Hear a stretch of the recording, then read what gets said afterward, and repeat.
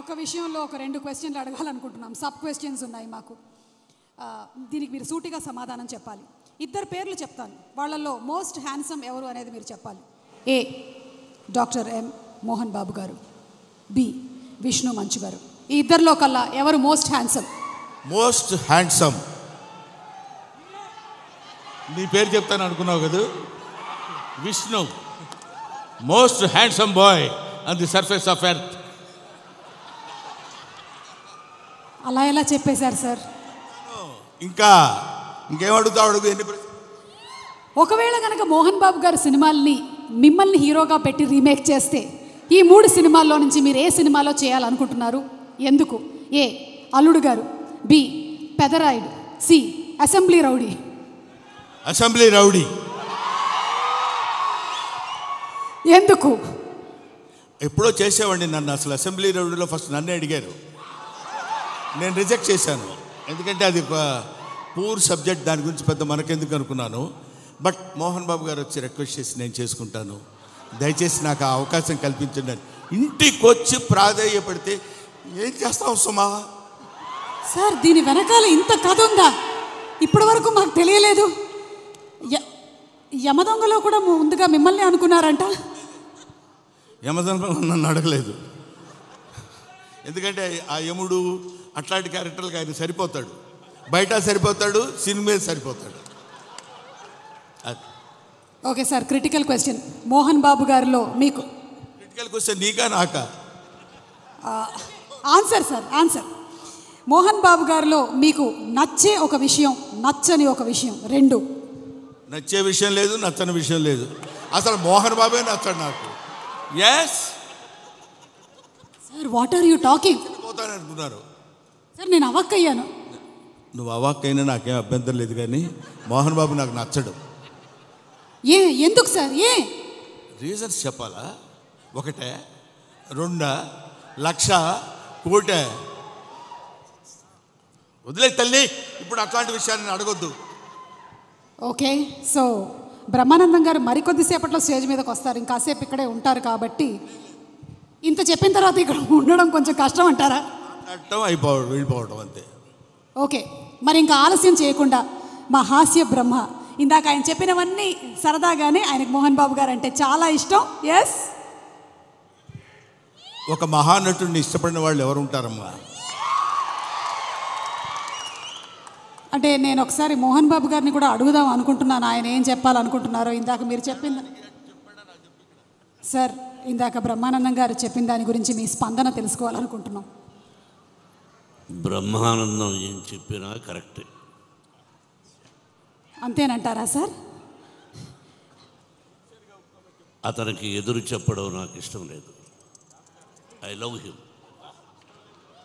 అంటే బ్రహ్మానందం గారు పెద్ద డాన్ అంటారా?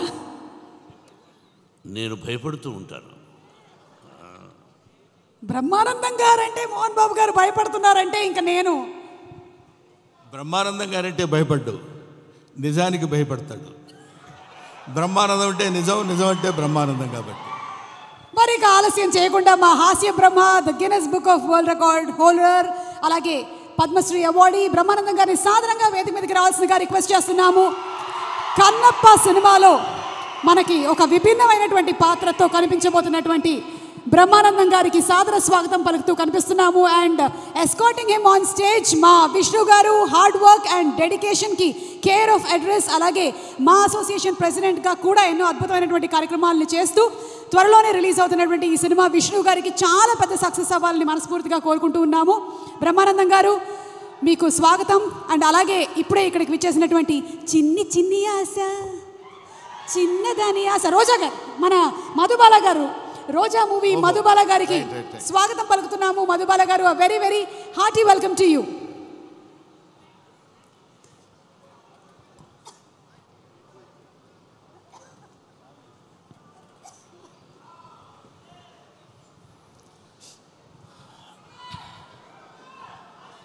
అందరికీ చిన్న పెద్ద తేడా లేకుండా విచ్చేసినటువంటి కన్నప్ప స్వరూపులకి నా హృదయపూర్వకమైన నమస్కారాలు తెలియజేసుకుంటున్నాను.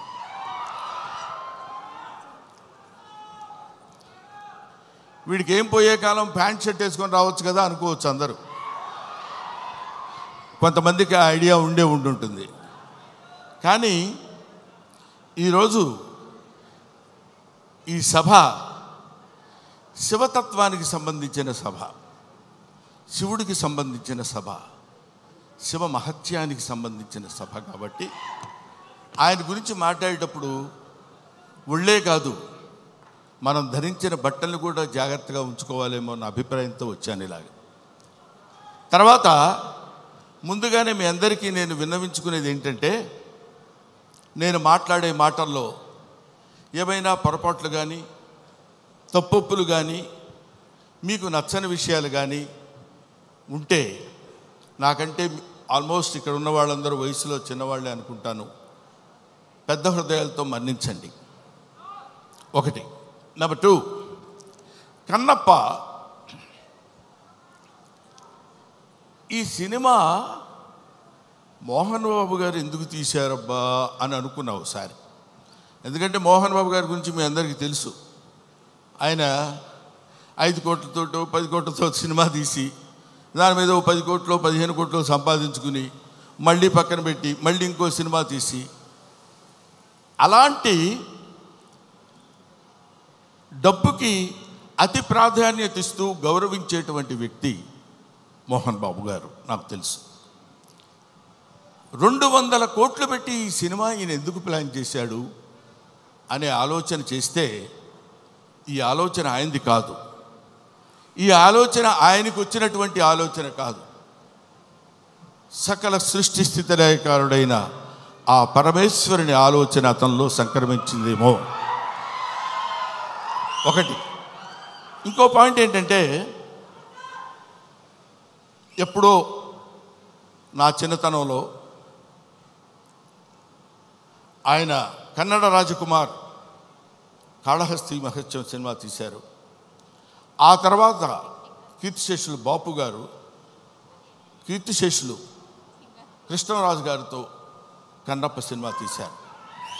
అది తీసి ఇంచుమించు 30-35 సంవత్సరాలు అవుతుందేమో నాకు తెలిసి, 30 సంవత్సరాల పైనే, 50 సంవత్సరాలు.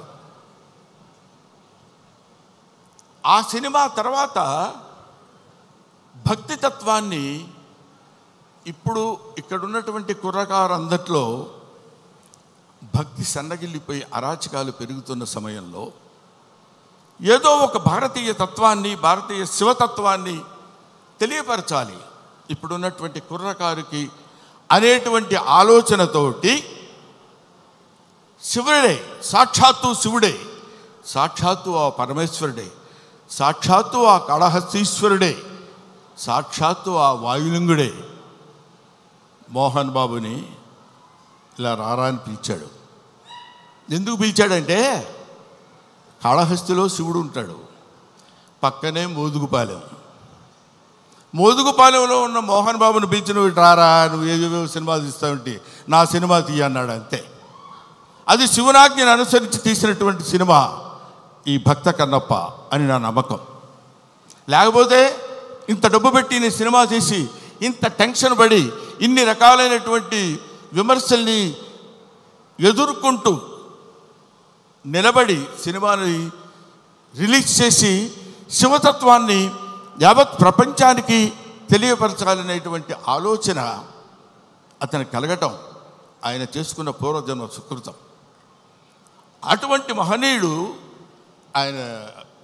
మోహన్ బాబు గారి గురించి ఇందాకేదో సుమ అడిగితే సరదాగా 2 జోకులుగా నేను మాట్లాడాను కానండి, చెప్తున్నాను కదా, ఆ మాట్లాడటానికి ఆయన ఇచ్చిన చదువు మాత్రమే కారణం. మోహన్ బాబు ఇందాక ఆయన నడిచి వస్తుంటే సాక్షాత్తు శివుని మీద ఒక సేవ చేసినటువంటి శివపాదార్చకుడైనటువంటి ఒక మహదేవ శాస్త్రి వస్తున్న ఆ నడక, టీవీ, ఆ ఆలోచన విధానం, అటువంటి మహానటుడి గురించి మనం చెప్పాల్సిన అవసరం లేదు. ఆ కడుపున పుట్టిన బిడ్డే మనుషుడు విష్ణు, అతన్ని కన్నప్పగా ఎన్నుకుని వీళ్ళందరూ చాలామంది ఏమనుకుంటారంటే, మనం ఈ సినిమాలో యాక్ట్ చేసాం, శరత్ బాబు గారు, మోహన్ లాల్ గారు, లేకపోతే ఇంకొక అక్షయ్ కుమార్ గారు, ముఖేష్ ఋషి గారు వీళ్ళందరూ సినిమాల్లో యాక్ట్ చేశారని అనుకున్నారు, కానీ వీళ్ళందరూ యాక్ట్ చేయబడ్డారు. శివుని యొక్క ఆజ్ఞ చేత వీళ్ళందరూ ఈ సినిమాలో నటించాల్సిన, ఎందుకంటే ఎన్నో సినిమాలు చేసిన వాళ్ళు ఉన్నారు. మోహన్ బాబు గారు కూడా ఎన్నో సినిమాల్లో చేశారు, ఎన్నో సినిమాల్లో చేసి డబ్బు సంపాదించారు. డబ్బు సంపాదన మాత్రమే ప్రాతిపదికగా తీసినటువంటి సినిమా ఇది అయితే అయి ఉండొచ్చునేమో, కానీ కొంతమంది దృష్టిలో ఇది కేవలం పరమేశ్వరుని యొక్క అనుజ్ఞ చేత, పరమేశ్వరుని యొక్క ఆజ్ఞ చేత శిరసావహించి తీసినటువంటి ఈ సినిమా. అందుకని నేనేం చెప్తున్నానంటే, మీ అందరికీ, మహానుభావులకి, మహాత్ములకి, ప్రవచనకారులకి, ప్రయోక్తలకి మీ అందరికీ శిరస్సు వంచి పాదాభివందన చేసి నేను చెప్పే మాట ఏంటంటే, పెచ్చుమీరిపోతున్నటువంటి ఈ కలియుగంలో కలి యొక్క ప్రభావం చేత పరమ దుర్మార్గమైనటువంటి ఆలోచనలతో ఉన్నటువంటి ఈ మానవుల్ని కనీసం భక్తి అంటే ఇది, భక్తి అంటే ఇలా ఉంటుంది. మనం ఇంత భక్తితో ఉంటే మనకు అన్ని శుభాలే జరుగుతాయి. కొంచెం కష్టపెట్టిన ఈ సినిమా తీసిన దగ్గర నుంచి ఇప్పటి వరకు తండ్రి కొడుకులు ఇద్దరు ఎంత మదనపడ్డారో, ఎంత కష్టపడ్డారో సమీపంతో చూసినటువంటి వ్యక్తిగా నేను చెప్తున్న మాట. ఎందుకంటే భగవంతుడు ఊరికనే వచ్చేసి ఇదిగో తీసుకుంటారా అని అందరికీ తల్లి వెళ్ళిపోడు. కాలుస్తాడు, నిప్పుల్లో కాలుస్తాడు, సుత్తి దెబ్బలు కొడతాడు, అవన్నీ భరిస్తుంది. అది ఆయన ఎన్నుకున్న బంగారం. ఆ తర్వాత ఒక అద్భుతమైనటువంటి ఆభరణం చేయగలడు కన్నప్ప లాంటి సినిమా తీసి. అటువంటి సినిమా తీయడానికి ఉద్యుక్తుడైనటువంటి ఆ వ్యక్తి ఏమైనా సినిమాలు తీశాడు అనుకోండి, మీరు వదిలేసేయండి, దాని గురించి మనం పెద్ద పట్టించుకోవాల్సిన అవసరం లేదు. ఆయన విమర్శించండి, వాళ్ళ నటన విమర్శించండి, వాళ్ళని ఇంకేదో విమర్శించండి, తప్పు లేదు. ట్రోలింగ్ చేయండి, తప్పు లేదు. కానీ ఇక్కడ డబ్బు కోసం సినిమా తీసినా, ఇంకో కోసం సినిమా తీసినటువంటి కంటెంట్ ఏంటంటే శివభక్తి.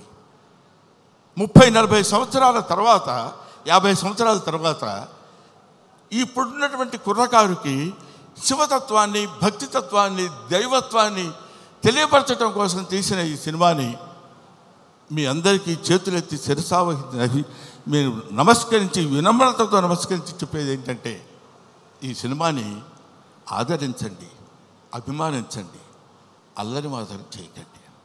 ఎందుకంటే శివుడు ప్రతి ఇంటా చేరాలి, ప్రతి గుండెలో చేరాలి, ప్రతి మనస్సుకి చేరాలి.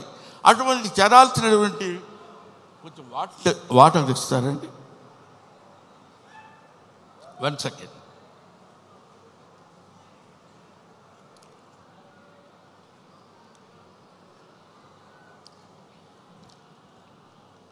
ప్రతివాడి హృదయంలో చేరాలి. ప్రతివాడి హృదయంలో ఉన్నటువంటి అద్భుతమైనటువంటి దీపాన్ని వెలిగించేటువంటి ప్రయత్నం చేశారు. కాబట్టి ఈ సినిమా దిగ్విజయంగా ఉండాలని మనస్ఫూర్తిగా కోరుకుంటున్నాను. పైగా ఈ సినిమా ఎందుకు ఆడాలని నేను కోరుకుంటున్నాను అంటే, ఇది కేవలం మహోన్నతమైనటువంటి భక్తుల గురించి చెప్పేటువంటి సినిమా మాత్రం కాదు. దూర్జటి మహాకవి, శ్రీకాళహస్తిలో ఉన్నటువంటి దూర్జటి మహాకవి ఆయన చెప్పింది ఏంటంటే, రే ఏంటేంటో వేదాలు, పుణ్యాలు, పునస్కారాలు, హోమాలు ఇవన్నీ చేయటం కాదురా. అవన్నీ తెలియని వాళ్ళు కూడా చాలామంది ఉన్నారు. అవన్నీ తెలియని మనుషులు ఉన్నారు. అవన్నీ తెలియని జంతువులు ఉన్నాయి. అవన్నీ తెలియని పురుగులు, పాములు ఉన్నాయి. అవన్నీ తెలియని క్రిమి కీటకాలు కూడా ఉన్నాయి. వీటన్నిటికీ నేను మోక్షాన్ని ఇవ్వగలను. ఏ వేదంబు పఠించలూత. సాలెపురికి ఏ వేదం చదువుకుంది? భుజగం ఏ శాస్త్రములు చూచాను. పాము ఏ శాస్త్రములు చూచింది? తాను ఏ విద్యాభ్యసనం వచ్చే కరి. ఏనుగు వెళ్ళిపోయి ఏ విద్యాభ్యాసనం చేసింది? చెంచు ఏ మంత్రం ఊహించాను. చెంచు ఏ మంత్రం ఊహించాడు? వాడికి ఏం తెలుసు? ఏమీ తెలియదు. బోధావిర్భావ నిదానములు చదువులయ్యా కాదు అని చెప్తున్నాడు. బోధావిర్భావ నిదానములు చదువులయ్యా కావు, నీ పాద సంసేవనాసక్తియే గాక జంతు తతికిన్ శ్రీకాళహస్తీశ్వరా. అది ఆయన చెప్పింది. అటువంటి ఆటవిక మానవుడు యొక్క పాత్రని పోషించేటువంటి మా మంచు విష్ణు ధన్యజీవి, ధన్యజీవి, ధన్యజీవి. ఎందరో మహానుభావులు పోషించేటువంటి పాత్ర. ఇప్పుడు అతని పాత్ర పోషణ ఎలా ఉందో నేను చెప్పడం ఆర్టిస్టుల పాత్ర పోషణ ఎలా ఉందో అని చెప్పి ఈ సినిమా మీరు చూడండి, మోహన్ బాబుకు బోల్డెంత డబ్బులు ఇవ్వండి అని చెప్పడానికి మాత్రం నేను ఇక్కడికి రాలేదు. అటువంటి పాత్రలు, అరుదైన పాత్రలు లభించేటువంటి శక్తి కుర్రకారుగా ఉన్నటువంటి ఆ వ్యక్తికి లభించడం ఒక అదృష్టం. పోతే ఈ ఈ ఈ సినిమాలో చాలామంది నటించారు. అందరి నటన గురించి ఒక్కొక్కళ్ళ గురించి నేను చెప్పడం కంటే, భక్తి అంటే మనందరం ఏమనుకుంటామంటే, ఆ స్వామి దగ్గరికి వెళ్ళి శనివారం నాడు స్నానం చేసి, అయ్యో శుక్రవారం అండి వాళ్ళు ముట్టుకోను, గురువారం నాన్ వెజిటేరియన్ తిన్నావా, don't bring the God to kitchen level అన్నాడు వివేకానందుడు. భగవంతుడిని కిచెన్ లెవెల్కి తీసుకొస్తారు ఎందుకండి మీరు? అక్కర్లా, మీరు తినండి. కొండల కానలను తిరిగి దుర్జట రాసిన పద్యం చెప్తున్నాను, నేను చెప్పేది కాదు. కొవ్విన పందుల లేళ్ల దుప్పులను చిన్నక పెద్దక కారు కమ్మగా వండుదురు, నీవిచ్చట ఉండనేలా నా కొడుకు ఆనతీక ఉడుమురికి రాగదవయ్యా లింగమ్మ, నువ్వు రా. మా చిన్నక్క పెద్దక్క ఉన్నారు, దుప్పి మాంసం, వేట మాంసం, పంది మాంసం తీసుకొచ్చి పెడతాను నీకు. కొవ్విన పందుల లేళ్ల దుప్పులు అంటే నువ్వు తినేటువంటి ఆహారంలో ఉన్నటువంటి విశిష్టత గురించి నీకు నేను సమర్పిస్తాను. సమర్పణలో ఉన్నటువంటి ఆత్మ సమర్పణలో తనకు కలిగినటువంటి భావాన్ని పాదాల దగ్గర చేసి ఆత్మ నివేదన చేసుకున్నప్పుడు శివుడు అనుగ్రహిస్తాడు. బావా దేవుడే లేడంచు దూషించు దుష్టాత్మడని అన్నాడు కన్నప్ప. అటువంటి వాణ్ణి కూడా మార్చి తన వైపు తిప్పుకొని, ఒరే నన్ను ఆశ్రయించు, నీకెవడో దిక్కులేనప్పుడు నేనున్నాను నీకు. ఎందుకంటే ఇంకా ఆయన గురించి చెప్పాలంటే అద్భుతమైన విషయాలు ఎన్నో చెప్పొచ్చు. అందరూ కాదని కింద పడేస్తే చనిపోయిన శరీరాన్ని నేనున్నాను రా నీకు అని అక్కున చేర్చుకునేటువంటి మహానుభావుడు ఆ పరమేశ్వరుడు శివుడు.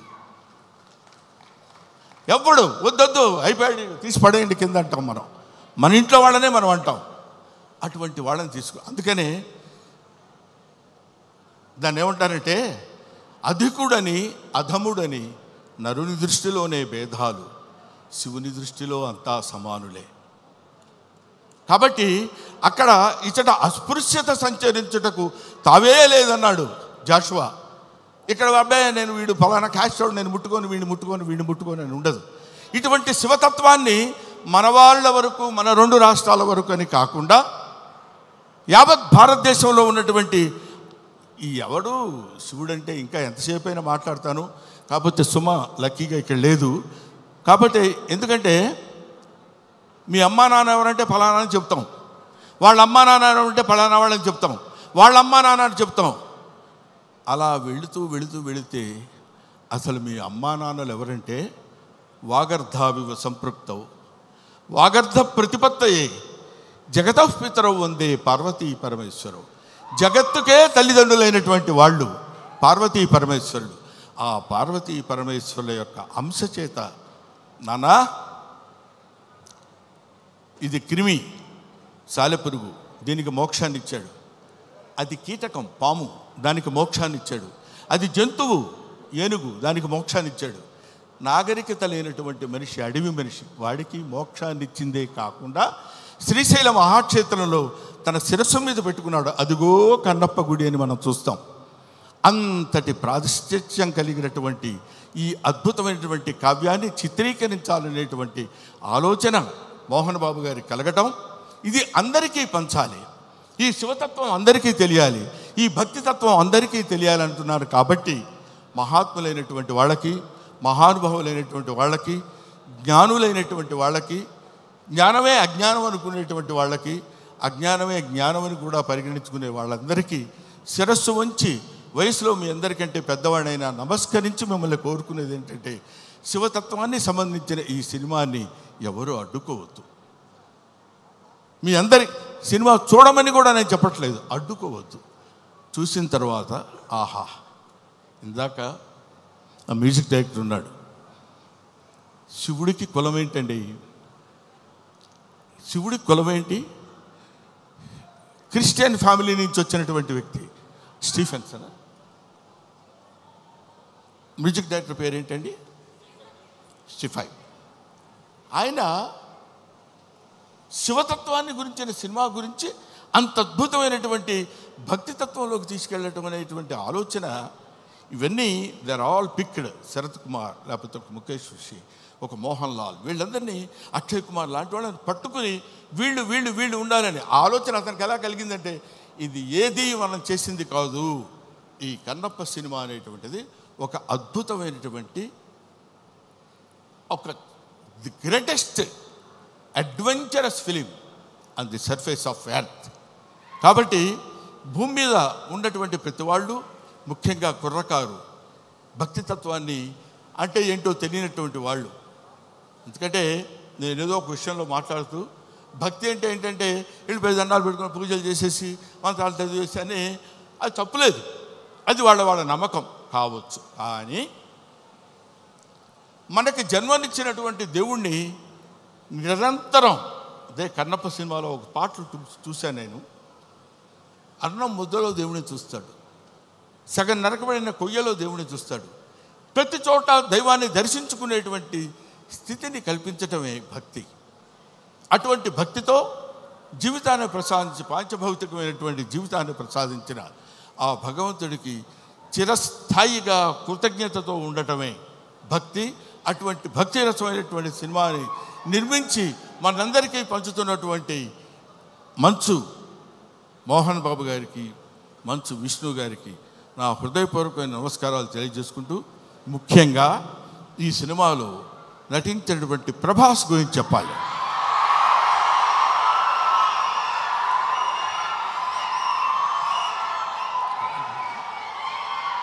ప్రభాస్ అంటే